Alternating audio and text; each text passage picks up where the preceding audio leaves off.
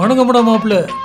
ஏரியிலிருந்து கள்ளக்காதலனுடன் சேர்ந்து இரண்டாவது மனைவியை கொலை செய்த முதல் மனைவி. ஒரு மனசாட்சி வேணாம்? இதனடா பித்தலாட்டமா இருக்கு. ஓஹோ, மழைக்கு ஒதுங்கி நிக்கிறாங்களாமா. ஏதோ ஒரு வினோத கொடூரமான ஒரு ஹேர் ஸ்டைல் தான் வரப்போகுது. அப்படிங்கிறது இதை பார்க்கும் போதே சூப்பர் சிறப்பு, சூப்பர்.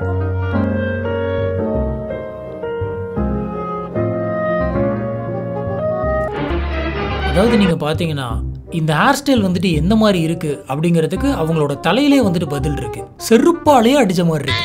அது நம்ம காலுக்கு கீழே இருக்கணும். அதை தூக்கி உன் தலைக்கு மேல வச்சேன்னு வச்சுக்க, அப்புறம் நீ செருப்பு மாதிரி. ஐ திங்க் ஒத்த செருப்பு படத்தோட மூவி ப்ரொமோஷன் நினைக்கிறேன். அதான் இவங்க இந்த மாதிரி ஹேர் ஸ்டைல்லாம் விட்டுருக்காங்க. இப்போ ஒரு செருப்பு இங்க இருக்கு, அந்த இன்னொரு செருப்பு எங்க? எட்டு செருப்பு ராஸ்கல். இப்படியே நீங்க ரோட்ல நடந்து போனீங்கன்னு வைங்க, உங்களோட இந்த ஹேர் ஸ்டைலை ரசிச்சு அவங்க எல்லாம் அவங்க கிட்ட இருக்கக்கூடிய செருப்பு எடுத்து வீசுவாங்க. அப்படியே இந்த செருப்புலாம் இன்னொரு பக்கம் மண்டையில பிளேஸ் ஆச்சுன்னு வைங்க, கொஞ்சம் பேலன்சிங்கா இருக்கும். இன்னைக்கு நம்ம இன்டர்நெட்டுக்குள்ள வைரலா இருக்கக்கூடிய சில வீடியோக்கெல்லாம் எடுத்து வச்சு நம்ம ரியாக்ட் பண்ண போறோம். நம்மளோட வீடியோஸ்லாம் உங்களுக்கு பிடிச்சிருந்தது அப்படின்னு சொன்னா மறக்காம லைக் பண்ணுங்க. கீழே இருக்கக்கூடிய கமெண்ட் பாக்ஸ்ல போயிட்டு ஹார்ட் போடுங்க. நம்ம சேனலுக்கு சப்போர்ட் பண்ணி சப்ஸ்கிரைப் பண்ணுங்க.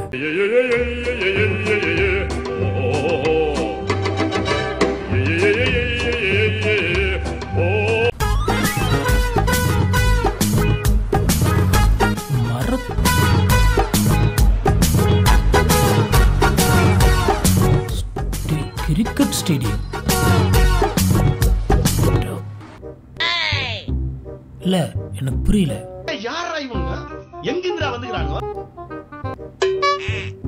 யாரு சாமி நீ? பால்கனி டிக்கெட் போல, அதான் மேல உட்காந்து பார்த்துட்டு இருக்காரு. ஆனா ஒண்ணு, கொஞ்சம் ஸ்லிப் ஆச்சு, பால்கனி தான். இந்த வீடியோ வந்துட்டு சாம்சங் S24 அல்ட்ரா வச்சு ஜூம் பண்ணி எடுத்திருக்காங்க. எனக்கு இதுல என்ன புரியல அப்படின்னு பாத்தீங்கன்னா, இந்த வீடியோ எடுத்தவரை இவ்வளோ ஜூம் பண்ணி தான் வந்துட்டு அதை ரெக்கார்ட் பண்ணிருக்காரு. அவ்வளோ ஜூம் பண்ணதுனால தான் அவரை பார்க்கவே முடியுது. அப்படி இருக்கிறப்ப அந்த மரத்துல உட்காந்துக்கிட்டு இவர் எப்படி இந்த மேட்சை பார்ப்பாரு? ஒருவேளை இவரும் போன் எடுத்து ஜூம் பண்ணி பார்ப்பாரோ? அப்படி ஜூம் பண்ணி பார்க்கறதுக்கு போன்லயே பார்த்துட்டு போயிடலாமே மேட்சை. இப்ப ஒரு மேட்ச் பார்க்க காசு இல்லாம மரத்து மேல உட்காந்து ஃப்ரீயா அந்த மேட்சை பாக்குறாராமா. டிக்கெட்டுக்கு காசு இல்ல, டிக்கெட்டுக்கு காசு இல்லைன்னு சொல்லிட்டு ஆஸ்பத்திரிக்கு காசு கொடுத்துறாதீங்க, பாத்துக்கங்க. என்ன கொடுமை சரதா. பொம்மையா? பொம்மைதான். வணக்கம்டா மாப்பிள்ள. ஏரியிலிருந்து சேம்பார் ஒரு ஓட்டம். பொம்மையை வச்சு ஊரை ஏமாத்துறாங்க. எப்படி இப்படிலாம் கிளம்புறாங்க பாருங்க. நீந்தி நீந்தி நீந்தி நான் தண்ணியில போறேன் நீந்தி. ஆனா அது ஒரிஜினல் முதல்ல இல்ல. இருந்தாலும் டக்குன்னு பாக்குறப்ப வந்து பாத்தீங்கன்னா நீந்துறவங்களுக்கு கொஞ்சம் பதட்டமா தான் இருக்கும். அதான் அந்த பயம். எனக்கு சாவ பயத்தை காட்டினாங்க பாருமா, அவங்களுக்கு சாவ காமிச்சிரணும். ஒருவேளை அது உண்மையான முதலையா இருந்து அது கடிச்சு சாவறாங்களோ இல்லையோ, அவங்க பயந்தே செத்துருவாங்க போல.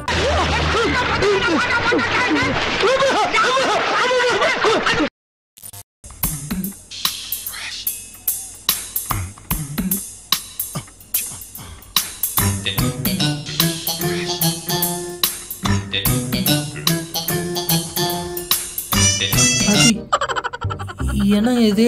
ஒருவேளை வீட்டுக்குள்ளே தார் தயாரிக்கிறாங்களோ? முதல்ல இது என்ன டிஷ்ஷே தெரியல. கண்டிப்பா இது ஒரு மூலிகை தாரா தான் இருக்கும். ஒருவேளை இது சூப்பா இருக்குமோ? சூப்பு தான் இந்த மாதிரி ஆயிடுச்சு. பிளாக் ஃபாரஸ்ட் சூப் போல, சாரி பிளாக் ரிவர் சூப் போல. நீ சாப்பிட்டது மூலிகை உருண்டை இல்ல, சார் உருண்டை. சார் உருண்டையா? ஆனா கண்டிப்பா இது வெனம் குடிக்கக்கூடிய ஒரு சூப்பா தான் இருக்கும். கள்ளக்காதலனுடன் சேர்ந்து இரண்டாவது மனைவியை கொலை செய்த முதல் மனைவி. இல்ல இல்ல புரியல. அப்படியே கூட்டி கழிச்சு பாரு. அதெல்லாம் சொல்லிட்டோம்.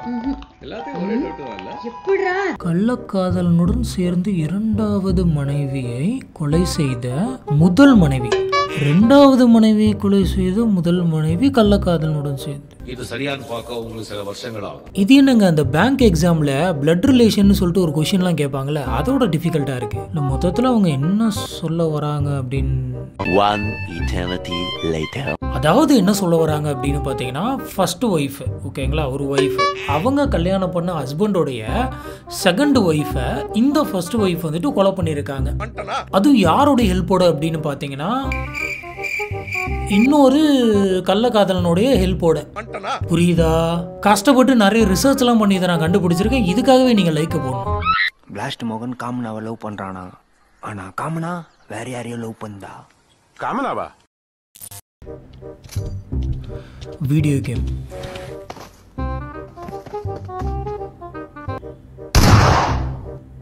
என்ன கேம்னு தெரியல. ஆனா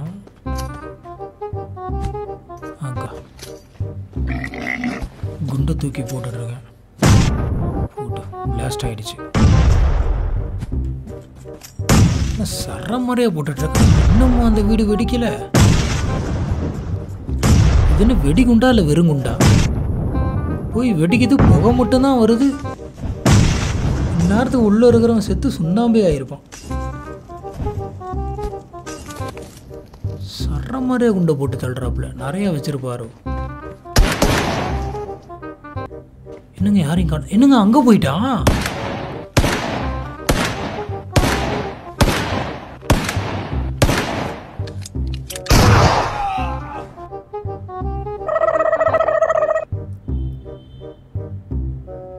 டேய் என்னடா நடக்குதுங்க? ஒரு மனசாட்சி வேணாம். இதனடா பித்தலாட்டமா இருக்கு. அத்தனை குண்டு போட்டு அவன் சாவலியா? அதான் வர்கீஸ். 10 குண்டு போட்டு இத்தனை தடவை புல்லட்ல சுட்டுமே அவன் சாகவே இல்லை. அதுவும் பாத்தீங்களா மிஸ் ஆகி போறாரு. ஆனா அவன் டமால்னு சுட்டு கிளம்பிட்டான். அவன் தான் வந்து பாத்தீங்கன்னா இந்த கதையோட மெயின் கேரக்டரா இருப்பான்னு நினைக்கிறேன். ஒரு நாள் முழிச்சுன்னு இருக்கிற சொல்ல கடிக்கும் போது பட்டு அடிச்சா பொட்டுன்னு போயிடும். ஒரு நாள் கரெக்ட். கேமுக்குள்ள ஹேக்கர் வந்தா இப்படிதான் இருக்கும் game. My name is Kiteng. My talent is dog song.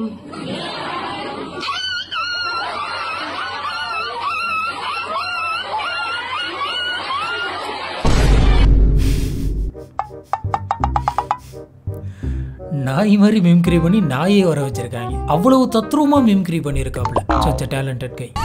யார் சாமி இவன்? எங்கிருந்து வந்திருக்கான்? அந்த நாயோட மைண்ட் வாய்ஸ் என்ன தெரியுமா? என் சங்கத்தால் அடிச்சவன் எவன்டா? சாமி நம்ம பார்த்து பேசுதோ. நாய் மாதிரி மிமிக்ரி பண்ணி நாயை கன்ஃபியூஸ் பண்றாங்க. வேற மாதிரி. வார்னிங் ஒன்லி ஃபார் மேக்கிங் ரொட்டி, நாட் ஃபார் ஹிட்டிங் ஹஸ்பண்ட். எனக்கு என்னவோ கடைக்காரர் தான் எங்கேயோ செமத்தியா வாங்கியிருப்பாருன்னு நினைக்கிறேன். மாப்பிள இவன் தான் எங்கேயோ செமத்தியா வாங்கியிருக்கான். இங்க வந்து வேற எவனோ வாங்கின மாதிரி அவுத்துறான் பாத்தியா? இறக்கம் இல்லையா உனக்கு? என்ன பண்ண அவன் பாவம். விட்டா இவரே ஐடியா கொடுப்பாரு போல. வன்முறையை கையில் எடுக்கிறது ரொம்ப தப்பு. என்ன வடிக்க அவன் நடிக்க, நீ திருப்பி அடிக்கிறதே இல்லையா? அதெல்லாம் நடக்கிற காரியமாங்க. போட்டு ஒரு மேல விழுவு போதும்.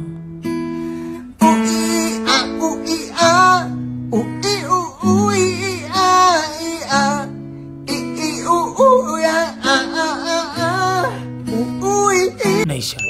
என்ன ஒரு நல்ல எண்ணம் பாத்தீங்களா? விழுகிற வரைக்கும் வெயிட் பண்ணி வீடியோ எடுத்திருக்காரு. தேங்க்யூப்பா. நல்ல வேளை நீ எதுவும் செய்யல. 5 ஸ்டார் டூ நத்திங். அதானே பஸ்ல தூக்க வராம கடுப்புல முழிச்சிட்டு இருக்காரு. இவர் மட்டும் நிம்மதியா தூங்குறாரு. Nice head shot. தூங்குற நீ உள்ளுக்குள்ள எவ்வளவு வன்மத்தை வச்சுட்டு சுத்திட்டு இருக்காங்க பாருங்க. மனசுல வச்சுக்கிட்டு நேரடியா பேசி இருக்கலாமே. இருந்தாலும் இந்த கிளிப்பை பாக்குறப்ப ஒரு மாதிரி மன நிறைவா இருக்கு.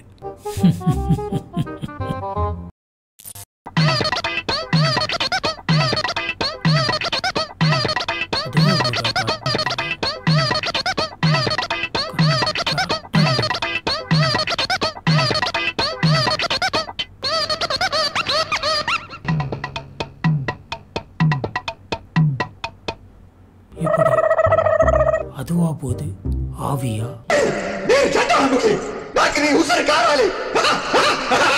காத்தடிச்சு அது அப்படி போகலாம். ஆனால் அது கரெக்டாக காத்தடிச்சு அப்படி திருப்பி கேட்டை நோக்கி அப்படி வெளில போகுது. அதான் எப்படின்னு தெரியல. கோ இன்சிடென்ட். இந்த ஆடை சுதந்திரம்னு சொல்லுவாங்க பாருங்க, அது இதுதான் போல இருக்கு. எங்கிருந்தாலும் வாழ்க.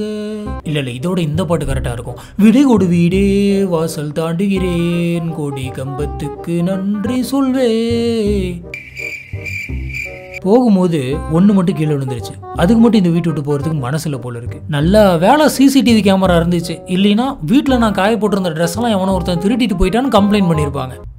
டிசைன்ல இருக்கு சார், நடந்துருச்சு.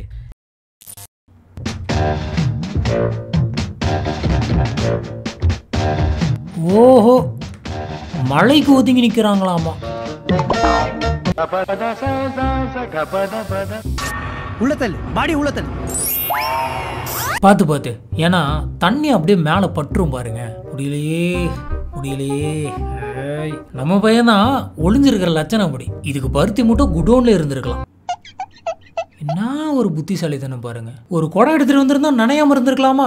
அதுவும் எப்படி ஒண்டிக்கிட்டு நிக்கிறான் பாருங்க. நீ ஒன்றும் கவலைப்படாத, அன்னி காளிகம்பல் படத்தில் வர மாதிரி உனக்கு ஒரு பெரிய சைஸ்ல ரெயின் கோட்டு தைச்சு போறோம். இருங்க, ஏயில இந்த யானைக்கு வந்துட்டு ரெயின் கோட்டு போட்டா எப்படி இருக்கும்னு பார்க்கலாம். 10 minutes later. பாத்தீங்களா, செம்மையா இருக்குல்ல.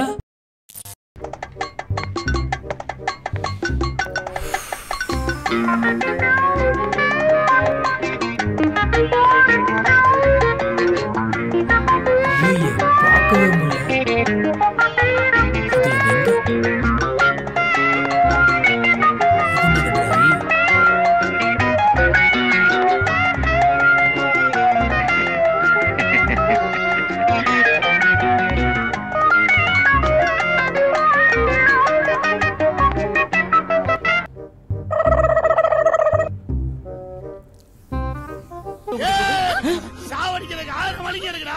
சாப்பாடு போட்டாடா சாப்பிடுறீங்க.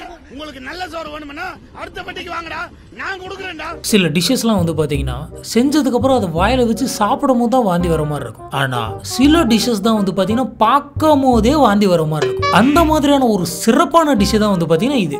சாப்பிடணுமா அதெல்லாம்? அப்படியே வாழைப்பழத்தை உரிச்சு சாப்பிட்டு போயிருந்திருக்கலாம். அதை எண்ணெயில போட்டு பொரிச்சு சம்பந்தம் இல்லாம நசுக்கி அதை எடுத்து திருப்பி மாவுல போட்டு பெரட்டி அதை எடுத்து திருப்பி எண்ணெயில போடுறாங்க. என்ன ஒரு தைரியம்! இதுல வாழைப்பழமே வந்து பாத்தீங்கன்னா ஈஸியா சாப்பிடக்கூடிய ஒரு விஷயம். அதனாலதான் எல்லாருமே வாழைப்பழ சோம்பேறி அப்படின்னு சொல்லுவாங்க.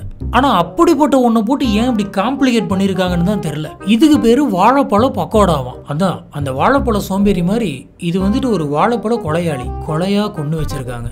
வேண்டாத விருந்தாளிக்கு செஞ்சு வச்ச டிஷ்ஷா இருக்கும் போல. இதுக்கு பேசாம உங்களுக்கு சூனியமே வச்சிடலாம். அது இதோட பெட்டரா தான் இருக்கும். ரோசங்கட்ட பையன் சோத்தத்திங்க வர்றான் பாரு. இன்னைக்கு நம்ம பார்த்த எல்லா வீடியோமே செம்ம ஃபன்னா இருந்திருக்கும் அப்படின்னு நினைக்கிறேன். இதுல எந்த வீடியோ பயங்கர ஃபன்னா இருந்தது அப்படிங்கறத கீழே ஒரு கமெண்ட் பாக்ஸ்ல மறக்காம ஸ்பாட் பண்ணுங்க. அண்ட் நம்ம வீடியோ உங்களுக்கு பிடிச்சிருந்தது அப்படின்னு சொன்னா மறக்காம லைக் பண்ணுங்க, கமெண்ட் பாக்ஸ்ல ஹார்ட் இன் போடுங்க. அண்ட் நம்மளோட சேனலை சப்போர்ட் பண்ணி சப்ஸ்கிரைப் பண்ணுங்க.